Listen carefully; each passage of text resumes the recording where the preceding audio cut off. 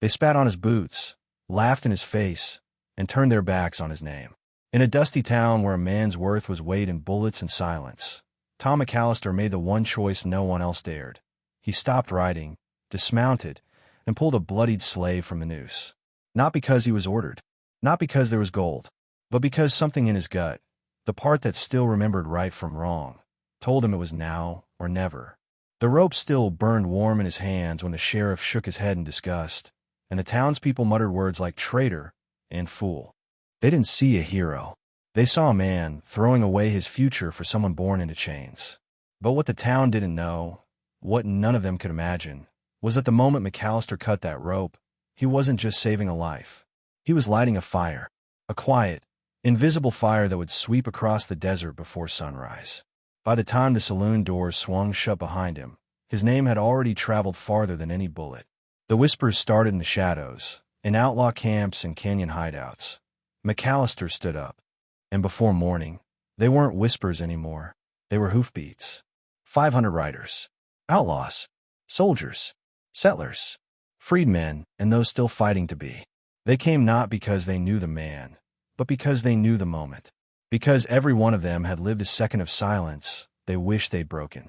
And now, someone finally had. That morning, the town woke up to thunder without clouds.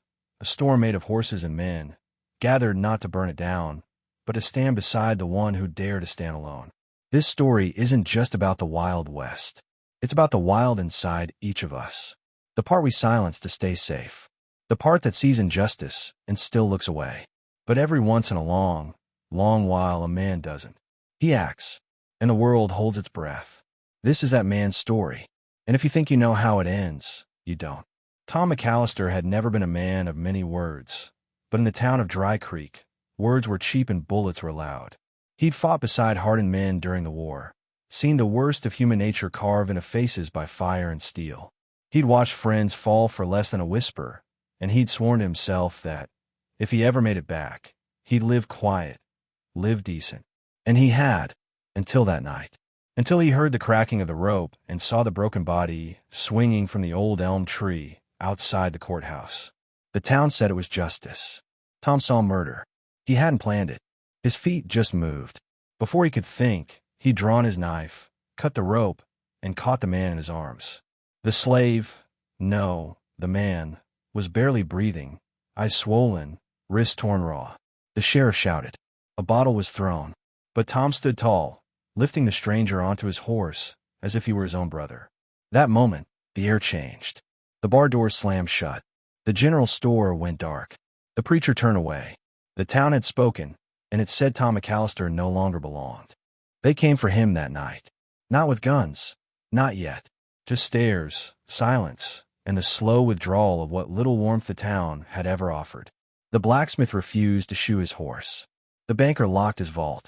And old friends, men who'd ridden the same trails, looked through him like he was already gone. But Tom didn't waver. He stayed, tended the man's wounds, shared his food, spoke his name, Elijah. And with each passing hour, something unspoken settled between them, a quiet bond forged not by blood, but by truth. Out in the desert, news travels faster than smoke. By dawn, riders had heard. Some were ex-soldiers who knew McAllister's name from battlegrounds where he'd once saved men without asking their color. Others were freedmen chasing rumors of safe havens. And a few were ghosts, men who lived in exile, hunted for the same kind of mercy Tom had just shown. They saddled up, silent and solemn, not knowing if it would end in blood or brotherhood. But they rode, because something deep told them this moment mattered more than any past they carried. In Dry Creek, the sheriff stood on the porch, watching the sun rise red over the hills. He could feel in his bones something was coming. And though he had the badge, the jail, and the town's fear behind him, a sliver of doubt crept into his gut. Because he'd seen what a single act of courage could do. He'd seen it in war. And now, he saw in Tom McAllister's eyes. This wasn't over. It was just beginning. Elijah didn't speak for 2 days. Not from pain, but from memory. His back bore the scars of 100 whips, his hands the calluses of years in chains. But in McAllister's cabin, where the walls were lined with books and war medals left to gather dust, Elijah found a silence that wasn't filled with fear, only peace. Tom spoke little, just enough to share a story or pour a drink. He didn't ask for gratitude. He didn't seek redemption. He simply listened, and that made all the difference. On the third morning, Elijah stood on his own. His legs shook, but his eyes held something fierce. Not hatred, not vengeance, but fire. "Why'd you do it?" he finally asked. Tom looked up from sharpening his knife and said, "Because no one else would." It wasn't a grand answer. It wasn't meant to be. But to Elijah, it was gospel. In a world where men weighed courage by coin and skin, one man had chosen to see him, not as a symbol, but as a soul. Meanwhile, the town watched from behind shutters.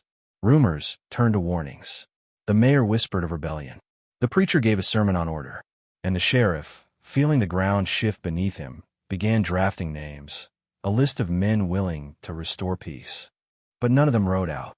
They were waiting to see what came over the hills. Because every man in Dry Creek had heard the same sound at dawn. Hooves in the distance, steady and growing louder. By the fifth morning, they came into view. 5 riders. 10. Then 20. Dust rose behind them like a ghost stampede. They didn't shout. They didn't shoot. They just rode through the center of town in silence, eyes on McAllister's porch. He stood there calm, Elijah beside him. No flags, no speeches, just a nod. That nod was enough. The riders circled, then dismounted. Some clasped Tom's hand. Others bowed to Elijah. What was once a man's lone stand was now something bigger, a movement born from quiet defiance. Inside the saloon, men gripped their glasses tighter. The sheriff reached for his rifle. But deep down, they all knew something had changed. In the West, legends don't come from gold or gunfights. They come from the moments when a man refuses to look away, when he dares to do what's right, even if it means losing everything. And Tom McAllister had done just that. Now, 500 riders would show the world that sometimes one man's courage can rewrite the law of the land. By the 7th day, Dry Creek no longer resembled the ghost town it had tried to become. Where silence once ruled, campfires burned. Horses filled the stables, and tents lined the outskirts like a second city forming overnight. The old townsfolk peered through cracks in their walls, watching men from all corners. Mexicans with wide-brimmed hats, black ex-soldiers with Union coats faded by time, natives draped in symbols of old tribes, and none of them bowed to fear. They came not for violence, but for something rare, to stand witness to justice finally given a face. McAllister didn't lead them with a sermon. He led by example. He rose before the sun and rode out with those needing wood or water. He taught boys how to shoot, not to kill but to protect. He asked names. He remembered stories. He knelt beside the wounded. The townspeople couldn't make sense of it. A man they once called fool now being followed by 500 who saw in him something truer than law. And Elijah, once nearly buried by hate, stood taller each day, not just alive, but respected. For the first time, he was seen as a man of worth, not just a survivor. One evening, an elder named Hawk Feather approached Tom with a folded cloth in his hands. Inside it lay a small eagle feather, stained with ochre. Long ago, he said, our people believed a single act of honor could shift the spirits of a valley. You have moved more than the wind, McAllister. The feather wasn't decoration, it was declaration. Tom didn't know what to say. So, as always, he said little. Just a nod, just eyes filled with more than gratitude, with the burden of meaning. But not all hearts had softened. Deep in the sheriff's office, men met in secret. Some called it mutiny. Others called it justice. They scribbled plans, counted bullets, and measured courage by the ounce of fear they still clung to. The sheriff, desperate to reclaim what power he felt slipping through his fingers, posted a notice at dawn. All outside men to disband and leave town by sunset, or face consequence. It was signed with trembling ink, not strength. When the riders read the notice, they didn't draw their weapons. They didn't yell. They simply looked to McAllister. And Tom, with quiet steadiness, nailed a second paper beside it. No words, just one thing. Elijah's name, large, bold, and carved into cedar. Below it, the words free, forever. It wasn't just a message. It was a line drawn in the dust. Cross it, and the riders would not ride alone. They'd ride together, like a tide no man could stop. As the sun fell behind the hills, tension thickened like storm clouds. Children were kept inside, and shutters were drawn with more force than ever. But the 500 men, and women too, remained calm. Around campfires, stories passed like medicine. One man told of how Tom saved a black soldier in Tennessee when the Union left him for dead. Another recalled a snowy pass where McAllister shared his last biscuit with a dying Apache boy. Each tale different, but all carried the same echo, that when men turn away, Tom stepped forward. Elijah listened to them all, eyes wide, as if learning the truth about the man who saved him. Not the myth, but the heartbeat. He began to speak more, not of his pain, but of his dreams, of owning land, of raising cattle, of marrying a woman who wouldn't flinch at his touch. McAllister listened, but never promised him peace. Only that if he stood tall, others would too. It wasn't the words of a preacher. It was the oath of a cowboy who'd seen too many promises broken. Then came the night of fire. Not from the riders, but from the sheriff's own men. Under moonlight, they tried to torch the newcomer supplies. Oil poured on wagons, flames licking canvas. But the riders were ready. Without guns, without blood, they formed a circle.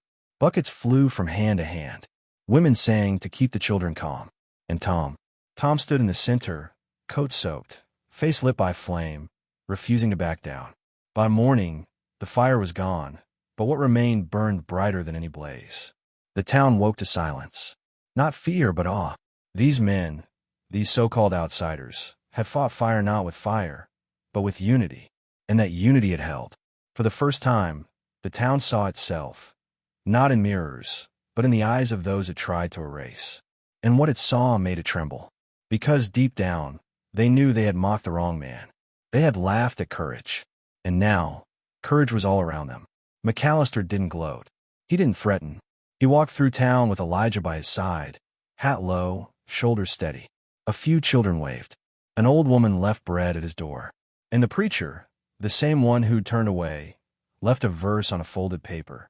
Do not forget to show hospitality to strangers, for by so doing, some have entertained angels unaware. Dry Creek was beginning to change, not from law, not from war, but from one man's quiet fire. And 500 riders carried that flame like it was the last light left in the West. Word spread beyond Dry Creek faster than prairie wind. Towns, too, 3 days' ride away, began hearing tales of a man who saved a slave and stood his ground. Of 500 riders who didn't raise rifles, but raised a new kind of law, not written in ink, but in blood, sweat, and dust. Some called it nonsense. Others packed their bags and rode west to see for themselves. What they found wasn't a revolt. It wasn't a rebellion. It was something deeper, something older than the West itself. It was dignity, reclaimed by those who had nothing left to lose. New arrivals brought stories of their own. One man had been branded for marrying a cross-race. A woman had lost her children to raiders while the law stood idle. They came carrying pain like saddlebags, hoping Dry Creek might offer something no other place could, a beginning. And McAllister, though he never claimed to be a leader, welcomed each one with the same quiet nod. He remembered their names. He remembered their wounds. In a world that had forgotten so many, that alone made him a legend. But legends attract shadows. One evening, a stranger rode in, clean coat, polished boots, eyes that scanned everything like a ledger. He called himself Marshal Gentry, sent by the governor, he said, to assess the situation. He didn't smile. He didn't joke. He watched, and what he saw shook him more than he let on. For this was not a camp of outlaws. It was a gathering of souls who had seen the edge and stepped back together. Still, lawmen don't like change, and Gentry had come prepared to crush it if he had to. That night, Gentry sat across from Tom in the saloon. No one spoke for a long while. Then the marshal asked, "Do you realize what you've done?" Tom sipped his drink. "I didn't plan any of this. I just couldn't let a man die." Gentry leaned in. "That may be the most dangerous thing I've heard in years." He stood, leaving behind a sealed envelope marked with the state's crest. Tom didn't open it. He didn't have to. He already knew the message inside: stand down or be brought down. But something strange happened. The next morning, the marshal was still there, watching, listening. A boy offered him bread. An old veteran shared his war story. A former slave woman showed him the scar that never healed. And slowly, like rust giving way to rain, something in Gentry began to shift. He no longer saw rebels. He saw people. People who had been mocked, beaten, forgotten, and who still chose mercy. The law could silence a gun, But it couldn't silence a movement that had already begun to write its story in the hearts of everyone who stepped into that dust-covered town. Days turned into weeks, and Dry Creek became something no map could explain. It was still rough, still Western, still lined with saloons and spurs. But under the grit, something new had taken root. Children played in fields where bullets used to fly. Men of all colors worked shoulder to shoulder raising barns and fixing roofs. Women planted gardens in dry soil, not because they expected miracles, but because they believed in them again. And every evening, the sun set not on fear, but on firewood and song. Tom McAllister, though central to it all, remained as he had always been, quiet, steady, never seeking the title others kept giving him. Folks called him judge, chief, even prophet. But he just kept his boots dusty and his word true. Elijah now rode beside him each morning, teaching the young ones how to break a wild colt or patch a wound. Where once he had been whipped for speaking, now men waited to hear his voice. His scars hadn't disappeared, but they no longer defined him. They crowned him. And still, there were threats. Bandits who thought the town soft. Men who came to test the will of 500 strangers bound by more than blood. They found their answer at the edge of town, where riders stood in silence, hands resting near rifles, but never reaching first. Most turned back. Some didn't. And those who didn't soon learned. Unity was the sharpest weapon the West had ever forged. It didn't clink like steel. It roared like thunder, quiet until it wasn't. Marshal Gentry, once ready to shut it all down, had a decision to make. His report sat unsigned on his desk, growing dustier by the day. He saw the law for what it was. Necessary, yes, but blind when it refused to evolve. One evening, he walked into McAllister's barn and placed his badge on a wooden beam. "This town's got more law than any capital I've seen," he said, and it didn't come from ink. Tom nodded, picked up the badge, and placed it in a drawer. "Then let's keep it that way." And so Dry Creek, once a speck of dirt forgotten by time, became something more. Not perfect, not easy, but real. And in the hearts of those who rode there, worked there, bled and healed there, the name McAllister became more than a man.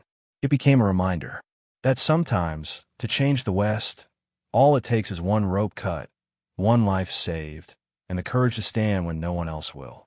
Then came the boy. He couldn't have been more than 12, skin like coal, eyes bright with something between fear and awe. He arrived alone, walking through the canyon trails barefoot, holding nothing but a ragged satchel and a rusted harmonica.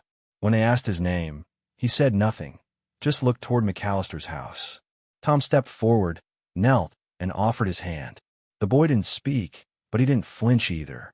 He took the hand. That was enough. Elijah took to the boy like an older brother. He gave him new boots, showed him how to feed the horses, how to wash wounds with clean water. Still, the boy didn't talk. But every night, he played that harmonica.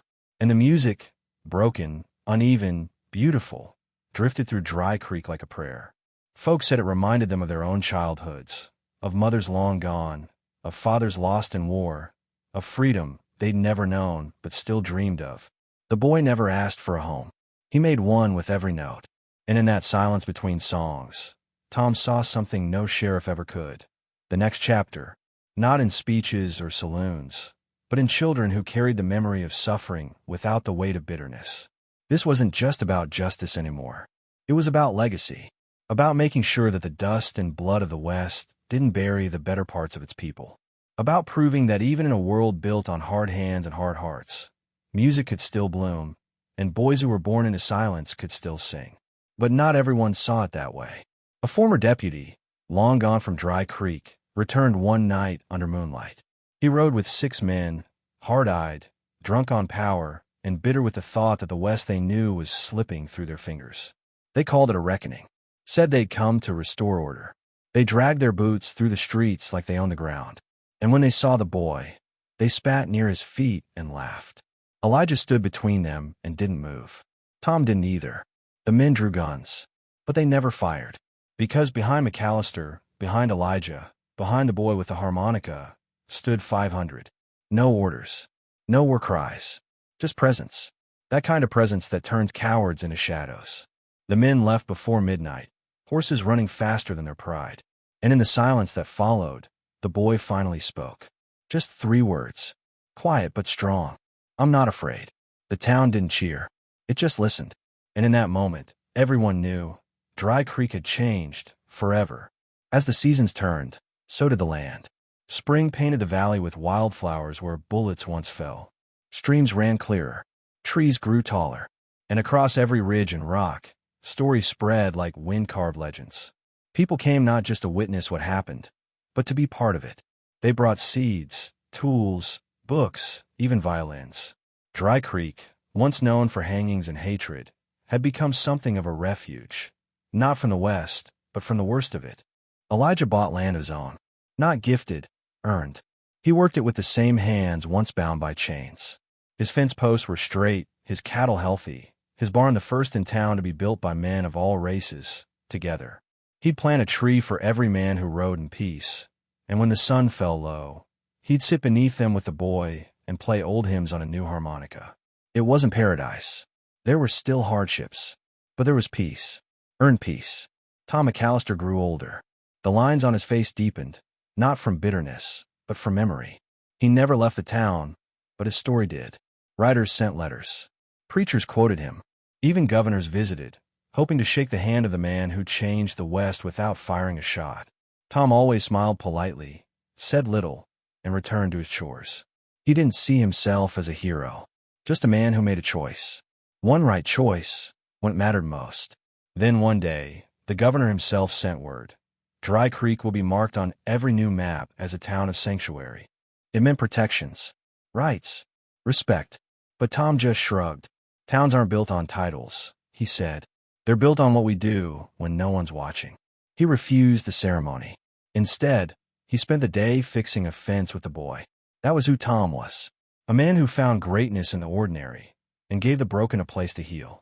And at night, the harmonica played again. Not just by the boy, but by others too. The firelight glowed in the valley. Writers, old and new, sat in circles, telling stories that no longer ended in sorrow, but in survival. They didn't talk about the day Tom saved a slave. They talked about the morning 500 riders came, not for war, but for witness. And how that moment, carved deep into the soul of the West, taught them all that sometimes the most powerful weapon a man can wield is his heart. Years passed, and the West kept moving. Trains thundered across new rails, telegraphs buzzed with distant news, and old saloons turned into post offices and schools. But Dry Creek remained its own kind of miracle. It didn't grow rich. It didn't grow fast, but grew right. Children of all colors played in the same fields. Women ran businesses, taught classes, and sat on town councils. And every building that rose was laid with the same brick of truth. This town was built by the brave, not the loud. Elijah's ranch became a place of pilgrimage for those seeking not gold, but guidance. Young cowboys came to learn how to lead with honor. Survivors of violence came to find peace among the open skies. And every Sunday, without ever calling it a church, folks would gather under the large oak tree behind his home, the one where the noose once swung. They sat in silence, remembering what was. And in that silence, they found something sacred. Not religion, not rules, but redemption. McAllister, his hair now silver like the frost on morning grass, still rode every day. Not to enforce, not to command, but to witness. He'd stop by the schoolhouse, tip his hat to the teacher. He'd help patch a roof or herd cattle before a storm. When a young asked him how it all began, he'd sit quiet for a moment, then say, with a rope and a decision. He never spoke long, but every word he left behind sank deeper than sermons. One winter, a stranger arrived, a young man wearing a deputy's star from a distant county. He came with questions, notebook in hand, asking about the Dry Creek stand. He wanted dates, details, strategies. But the townsfolk just smiled. It wasn't a strategy, they said. It was a man doing the right thing, and others following not because they had to, but because they could. The young man left confused, but changed. And his report would later become a law school lesson across the territory, titled, The Day Justice Rode Without a Badge. And still, the music never stopped. The boy with the harmonica, now a man, passed it to his daughter. She played it under the stars, just as he had. And every note carried not just sound, but memory of riders in the night, of fire without hatred, of a town that once laughed at a man for saving a slave, and woke to 500 riders proving that sometimes the only thing more powerful than hate is one man's courage. In the twilight of his life, Tom McAllister stood on the edge of the ridge overlooking Dry Creek. The wind was cold but gentle, carrying the scent of pine and distant fires. Below him, the town shimmered not with gold or glamour, but with something rarer, unity. A church bell rang softly. Children ran through the snow. A black boy helped an old white rancher carry feed. No one noticed the colors, only the kindness. He remembered the first time he'd seen Elijah limp across that dusty road. He remembered the looks of hate, the silence of cowardice, and the noose, how the tree had creaked as if it cried too. That moment had split his life in two. Before the rope, he was just a man surviving the West. After it, he was something else. Not better, just truer. And in that truth, he found what most men search for in gunpowder and gold: peace. Elijah stood beside him now, older, prouder, hands rough from years of honest work. "Do you ever think of leaving?" he asked. Tom shook his head. "This land, it doesn't let you go. Not when your soul's buried in it." Elijah nodded. They said nothing more. They didn't have to. The silence between them carried more than words. It carried the weight of all they'd built, all they'd saved. When Tom passed, there was no parade, no statue, just a riderless horse led through the streets. Elijah spoke few words at the burial, but everyone remembered them. He didn't save a slave. He saved a world that forgot how to see a man. And with that, the 500 riders, those still alive, those who came after, formed a silent line around the town's border. Not to guard it, but to honor it. And so, the West moved on. But Dry Creek remained a whisper in its ear, a quiet reminder that history isn't written by those with the fastest draw, but by those with the deepest conviction. And in that land of dust, fire, and grit, one man stood against the tide, and 500 followed not because he forced them, but because they remembered what it meant to be free. In the end, the story of Dry Creek was never about the 500 riders. It wasn't even about the slave, or the sheriff, or the town that tried to forget its own cruelty. It was about one man who refused to be silent, a man who didn't wait for permission to do what was right. Tom McAllister didn't seek glory, didn't carry banners, and didn't give speeches, but by cutting one rope, he unraveled centuries of fear, hate, and indifference. And in doing so, he taught an entire land what courage truly looks like. Elijah's journey from a body hanging by a thread to a man planting trees with his own hands mirrors a deeper truth we often ignore. Healing begins when someone chooses to see value where others see none. That boy with the harmonica, silent but full of song, was more than a child rescued. He was the echo of a future that almost didn't happen, a future shaped not by laws or bullets, but by the quiet stand of a cowboy with nothing to gain and everything to lose. The West was supposed to be wild, unforgiving, a place where power ruled and the weak perished. But this story proves that even the harshest lands can grow something beautiful when watered with honor. What McAllister did wasn't a rebellion. It was a reckoning of the soul. And for every town that still mocks the righteous, for every voice silenced by fear, Dry Creek stands as proof that one act of mercy can be louder than 1,000 guns. So as you sit with this story, ask yourself, what rope would you have cut? Whose life would you have stepped into the fire for? It doesn't take 500 men to change history. It takes one decision made in silence, one hand extended when the world turns its back. The question isn't whether you'd follow the riders. The question is, would they have followed you? If this story stirred something in your heart, if it made you think, feel, or reflect, then you're already part of what Dry Creek became. Share your thoughts in the comments. Let your voice be heard. Subscribe to the channel to keep these stories alive, and give this video a like if you believe the West and the world still needs more men like McAllister.